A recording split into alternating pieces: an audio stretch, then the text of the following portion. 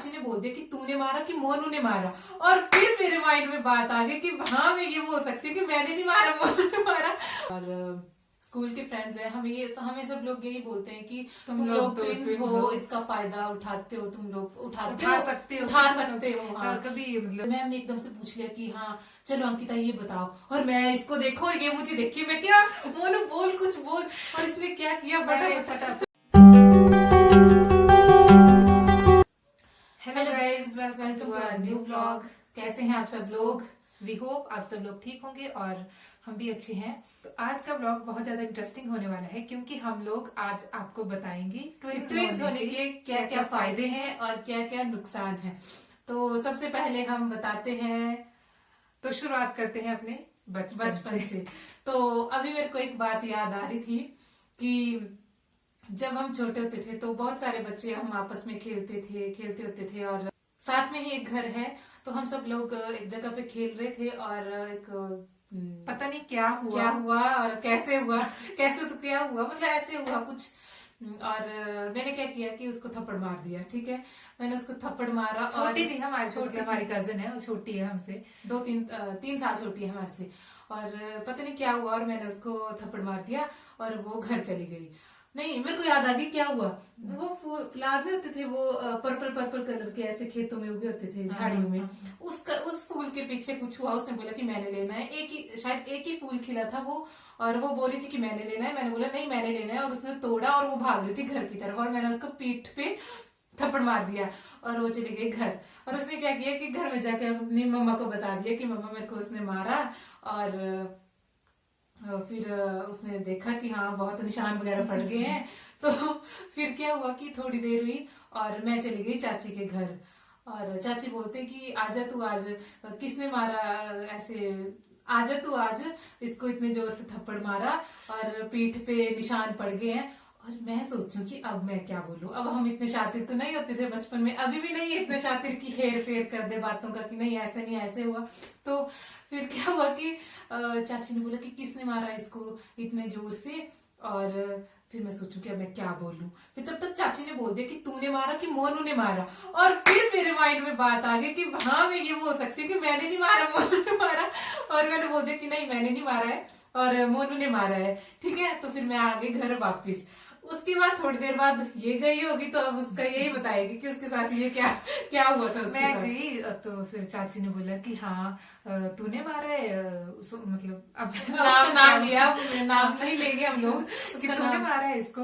मैंने बोला मैंने तो मारा नहीं, लेकिन नहीं मैंने नहीं मारा। उन्होंने बोला कि दूसरी बोल रही है कि तूने मारा, तू बोल रही है कि उसने मारा। अब ये क्या बोलती बेचारी, इसमें तो पता ही नहीं है कि हुआ क्या है। इसने तो मारा ही नहीं है, मारा तो मैंने था।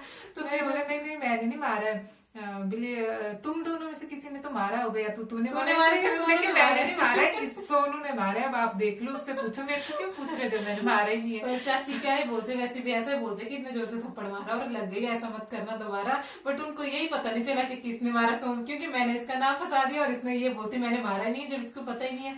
तो ये फायदा है ट्विंस होने का कि मारे कोई और बेचारा कोई और, बेचारा भुगते कोई और। पर उस टाइम तो किसी ने कुछ नहीं बोला, क्योंकि उनको पता ही नहीं चला उनको किसने मारा, तो वो क्या ही करते। तो ऐसी बातें हो जाती। ऐसे हम लोग ऐसे डिस्कस कर रहे थे कि क्या क्या होता था बचपन में, तो ऐसी बात याद आ गई, तो हमने सोचा कि क्यों ना आपके साथ शेयर करें, और उस चीज को अब रिमाइंड करके ऐसे मन में मतलब ऐसा हो रहा है, ऐसा भी होता था। हम क्या करते थे बचपन में, इतने शैतान तो नहीं होते थे हम लोग, बट फिर भी ऐसे कुछ शैतानियां आ ही जाती हैं बच्चों में, क्योंकि बच्चे होते हैं ऐसे हैं। और मैं ठहरी इतनी शरीफ ऐसे फंसा देती है, बस कुछ और तो नहीं है। फिर और सब लोग पता है हमें क्या बोलते हैं, हमारे कॉमन फ्रेंड्स हैं और जितने भी हमारे कॉलेज फ्रेंड्स हैं और स्कूल के फ्रेंड्स हैं, हमें सब लोग यही बोलते हैं कि तुम लोग ट्विंस हो, इसका फायदा उठाते हो, तुम लोग उठा सकते हो। हाँ। कभी मतलब जैसे एग्जाम देने जाते हो, तो जैसे अगर मतलब मेरा हो गया इसका नहीं हुआ, तो ऐसा तो कभी नहीं हुआ, फिर भी अगर मतलब मेरा हो जाए तो तुम लोग ऐसा कर सकते हो कि इसकी जगह तुम बैठ जा। किसी को क्या ही पता चलेगा आप लोगों की राइटिंग, क्योंकि इवन तक हमारे हैंड राइटिंग भी सेम है, हमें तो नहीं लगती है, लेकिन लोग सब यही बोलते हैं कि आप हाँ सेम सेम ही है। और फिर शक्लें तो है ही सेम, बट हैंड राइटिंग भी मेरे को तो सेम। शक्लें भी नहीं सेम लगती मेरे को भी नहीं हैं। लगते गाइस, आप लोग कमेंट करके बताना कि हम दोनों की शक्लें सेम है क्या। और आप लोग पहनते भी सेम हो, अब अंगूठियां भी सेम पहनी, नेल पेंट लगाएंगे वो भी सेम ही हेयर स्टाइल लगाएंगे, भी सेम ही होता है, सिंपल सी पोनी सिंपल होती सी है। पोनी। और हमें है भी नहीं इतना कि हाँ हेयर स्टाइल करना, और हमें आता भी नहीं है। और हमारे कान के इयररिंग्स भी सेम, और नाक का ये नोज पिन भी सेम, मतलब हर चीज सेम होती है। तो वो बोलते थे कि आपकी तो हैंड राइटिंग भी सेम है, आप लोग ऐसा कर सकते हो कि एक का नहीं हुआ तो वही चली गई, जिसका हो गया वही चली गई एग्जाम देने, और हो जाएगा। किसी को क्या ही पता चलेगा कि कौन आया है कौन नहीं आया है।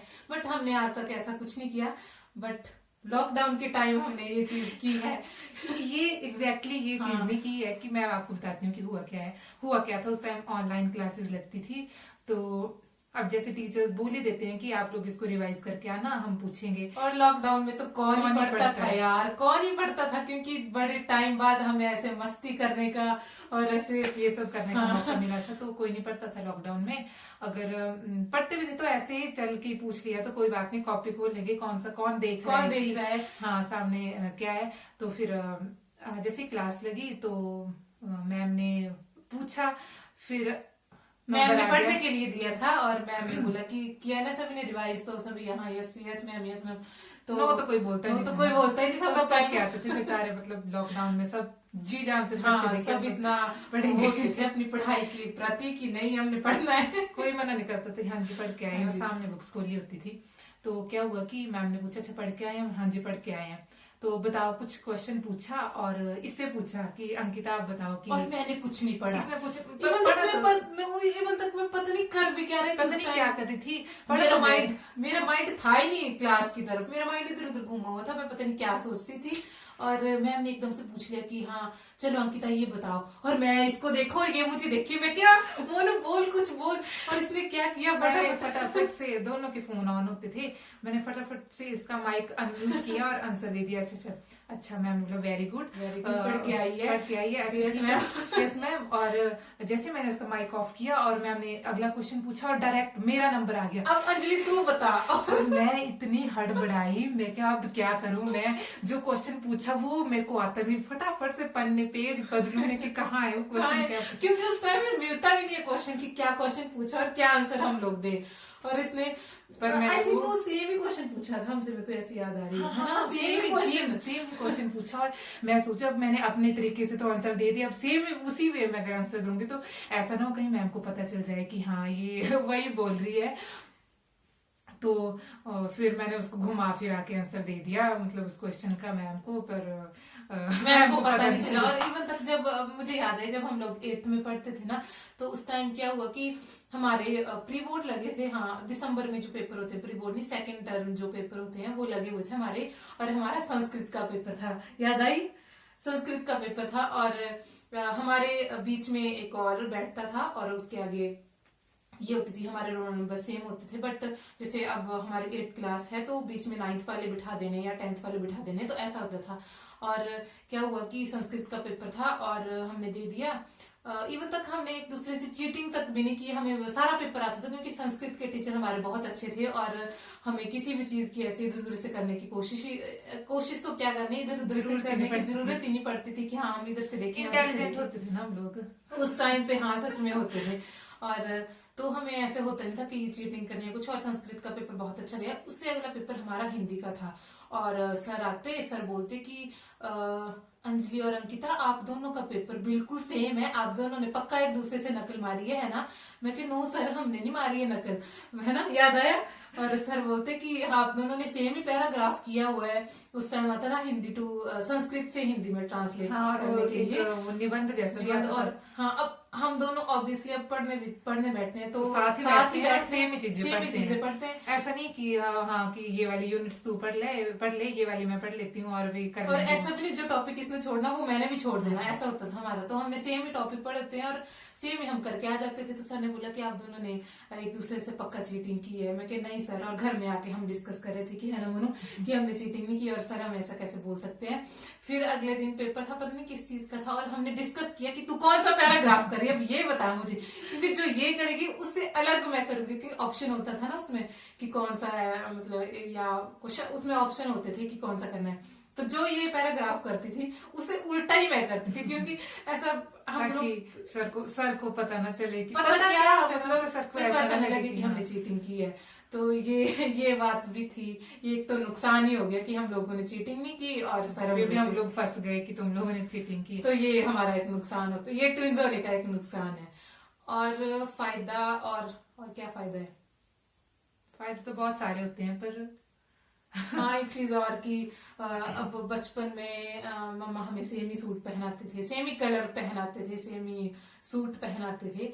बट उस टाइम पे हमें ऐसा होता था कि हमें मम्मी सेम क्यों पहना रहे हैं, क्योंकि लोग हमें देखते थे, अरे अच्छा ये ट्विंस है, अच्छा। और हमें इतनी शर्म आती थी, हम लोग इतना शाई फील करते थे कि लोग हमें क्यों देख रहे हैं यार, ना हम इधर के ना उधर के।